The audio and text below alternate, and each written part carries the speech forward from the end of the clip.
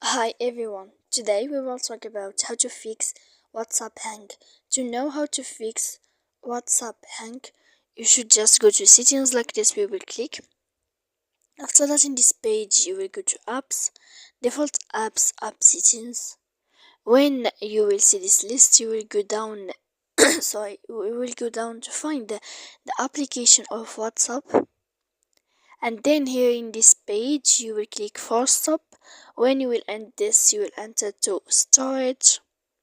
After that, in this page you will click clear cache, and then you will go to click clear data, and after all that you can turn off your phone so that you can know how to fix WhatsApp hang.